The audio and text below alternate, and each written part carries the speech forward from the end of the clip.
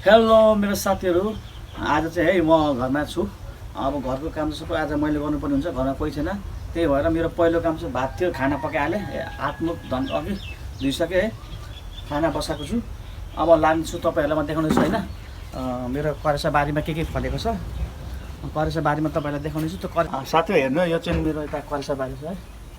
यता करेसा बारीमा के फलाएको छ, के छ तपाईँहरूलाई म अन्तिमसम्म यो भिडियो देखाउँछु। भिडियो चाहिँ अन्तिमसम्म हेर्नु होला है।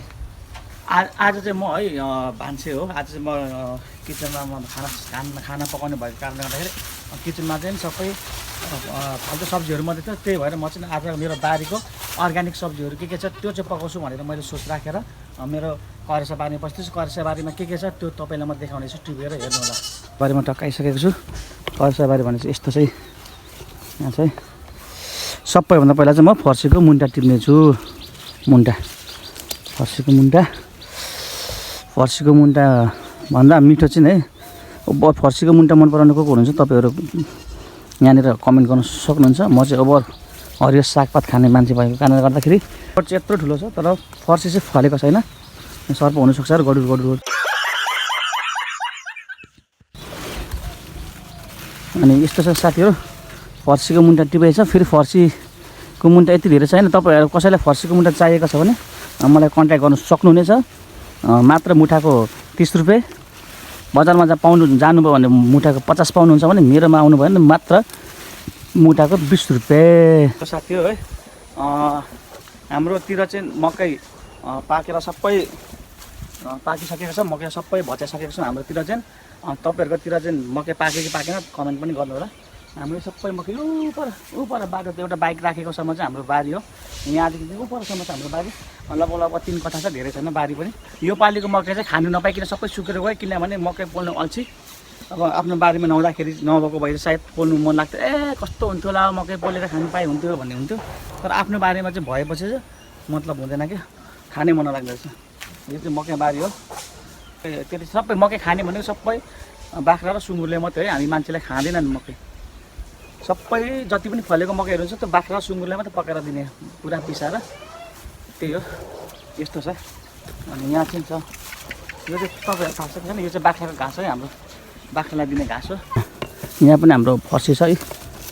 फर्सी चाहिँ हाम्रो सबैतिर फर्सी छ, किनभने म फर्सी लभर हो नि त। त्यही हो, फर्सी चाहिँ फलेन, मुन्टा चाहिँ खाएर सिधा बुझाउँदैछ है साथी हो। यहाँ पनि बोडी छ है। बोडी भनेको चाहिँ यहाँ पनि छ है, मकै बारीभित्र पनि बोडी छ। अनि फर्सीको बोटहरू पनि छ साथी। हेर्नु यहाँ फर्सीको मुन्टाहरू, अलकलाउदो फर्सीको मुन्टाहरू छ है। यो चाहिँ मेरो घरको अर्ग्यानिक मुन्टा हो। कोही फर्सीको मुन्टा लभर हुनुहुन्छ भने मलाई भन्नु होला। यो चाहिँ मेरो गार्डन हो, सानोतिनो गार्डन। फर्सी त फर्सी नै फर्सी, यहीँ फर्सी चाहिँ छानामाथि नै फर्सी नै फर्सी साथी हो। फर्सी नै फर्सी हेर्नु म यहाँ राख्दैछु, हातमा अटेन कि। फर्सी नै फर्सी हो, फर्सी नै फर्सी। बोटमा फलेको चाहिँ छैन फर्सी, मुन्टा मात्रै छ। यो मुन्टा खाने फर्सी हो कि क्या हो कुनै, I don't know, but there are a lot of मुन्टा। सो म टिप्दैछु फर्सीको मुन्टाहरू। त्यो फर्सीको मुन्टा त टिपेको तपाईँहरूलाई देखाएँ। अब अर्को चिज पनि देखाउने छु तपाईँलाई। के देखाउने छु भन्दाखेरि यहाँ हेर्नुहुनेछ, तपाईँहरूलाई थाहा थिएन होला है, यहाँनिर के को बोट छ भनेर यसो हेर्नु होला है। बोट हेर्नु होला। अनि यो के हो भनेर गडुर सर्प हुनसक्छ। यो के हो भनेर तपाईँहरूले एकपल्ट हेर्नु होला।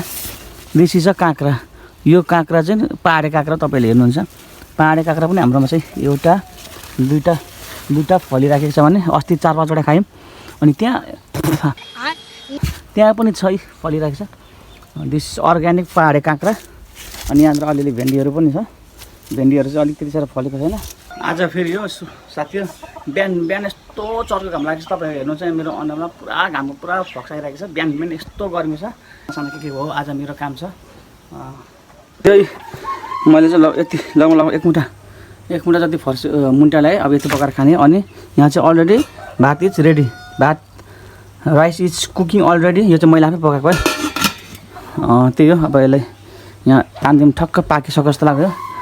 खै हेरौँ, पाकिसकेछ। अब यसलाई मार्ने हो। अब मेरो काम भनेको चाहिँ यहाँ ठक्क भित्र पस्ने हो। भित्र बसेर हेर किचनको हालत यस्तो बिजोग छ है। किचनको हालत अब ठक्क यो मुन्टा केलाउने, मुन्टा चाहिँ केमा केलाउँ भनेर सोच्दाखेरि यो आरीमा मुन्टा केलाउँछु है म। मुन्टा पनि केलाएको तपाईँलाई देखाउने छु। ल साथी हो, यो चाहिँ मुन्टा हो। यो मुन्टा चाहिँ म केलाउनु गइरहेको छु। हेर्नुहोस् है तपाईँहरूले, मुन्टा केलाउनु। मलाई त फेरि यो घरको काम भने सबै आउँछ नि, फेरि खाना पकाउनुदेखि लिएर खाना सब्जी भात तुन सबै अल आउँछ क्या मलाई चाहिँ। खानासानाको पुरा किचनको आइटम सबै बनाउनु आउँछ है। तर मिठो हुन्छ हुँदैन त्यो चाहिँ मलाई थाहा छैन। अब त्यो भनेको मान्छेले टेस्ट गरेर भन्ने हो। जस्तो म चाहिँ घरको कामहरू सबै प्रायः सबै आफै गर्न सक्छु, सबै आउँछ। किनभने हामी घरको 4 जना दाजुभाइ हो, 4 जना छोरा हो। त्यही भएर 4 जना छोरा भएको कारणले गर्दाखेरि, छोरी नभएको कारणले गर्दाखेरि चाहिँ हामीलाई आमा बाउले पहिला कुटी खानाहरू बनाउन सिकाउनु भएको थियो।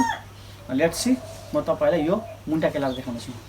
साथी यो मुन्टा चाहिँ कस्तो हुन्छ भने नि, यो मुन्टा चाहिँ कस्तो हुन्छ, यसको जुन नरम भागहरूसम्म मात्रै लाउनुपर्छ। यो अलिकति हार्ड भागलाई चाहिँ लाउनु हुँदैन, किनभने यो पाक्दैन पनि। यसलाई यस्तो गर्ने हो, सुरुमा यस्तो गर्ने हो, त्यसपछि टक्कसँग यस्तो गर्ने हो। यसलाई यस्तो गरेर यसको यो आन्द्रा भुँडीहरू खेल्ने हो। यस्तो गर्ने। अब यो ठुलो पात चाहिँ यसलाई पात हाल्नु भएन, किनभने यो पात पाक्दैन। अनि फेरि त्यही हो सेम, ठक्क यस्तो गर्ने। यो भित्र यस्तो खान्छ अनि यस्तो गर्ने। अनि यो चाहिँ यस्तो फ्याल्नु पर्छ, यहाँनिर खान्छ नि। ठक्क यस्तो पाक्छ, यो सबै पाक्छ किनभने पाक्छ अलिक कम छ, अलिक छिटो छैन, डर छैन। ठक्क यस्तो गर्ने। यो पनि फ्याल्नुपर्छ। अनि यसरी तपाईँले भयो, यस्तो गर्ने, यो फ्याल्नु, यसलाई ठक्क यस्तो गर्ने। यो छिटो पाक्छ, फ्याल्नुपर्छ।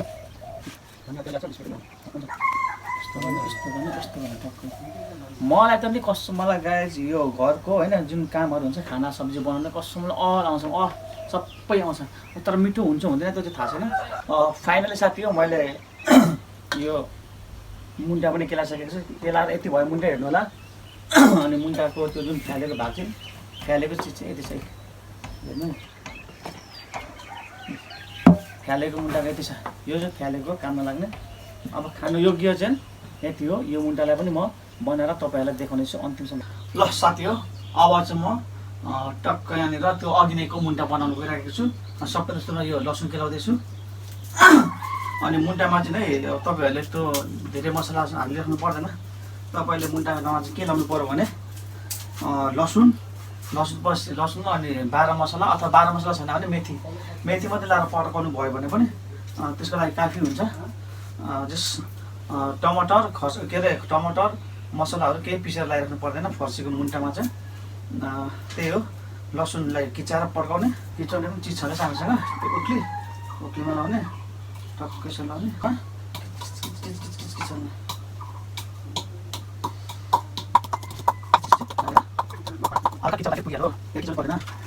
टक्क। अब कराईलाई तताउने हो। कराईलाई एकछिनसम्म तातो बनाएपछि थोरै यसमा हल्का थोरै तेल हाल्नुपर्छ।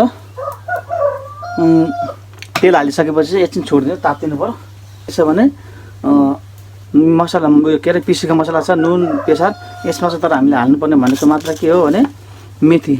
12 मसला छ भने 12 मसला, नत्र मेथी हाल्दा पनि हुन्छ। टक्क मेथी हाल्ने। मेथी भन्ने चिज चाहिँ कस्तो हुन्छ भने जबसम्म यो कालो हुँदैन तबसम्म यसको स्वाद आउँदैन। मेथी कालो बनाउनु पर्यो है।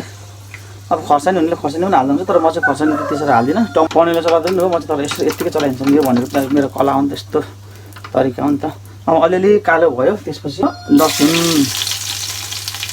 लसुन हालिदिने हो।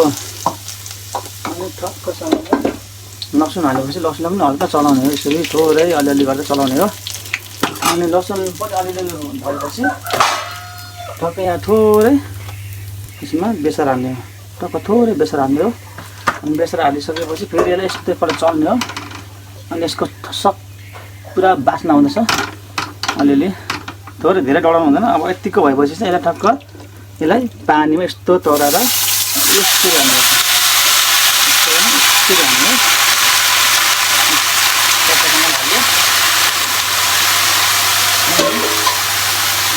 हालिसकेपछि यसलाई टक्क यसरी चलाउने हो। यसरी चलाउने हो। ल मेरो साथीहरू, अब यसमा चलाउँछु है। ल कस्तो हुन्छ तपाईँहरूले देख्छु। ल हो डढेको के हो।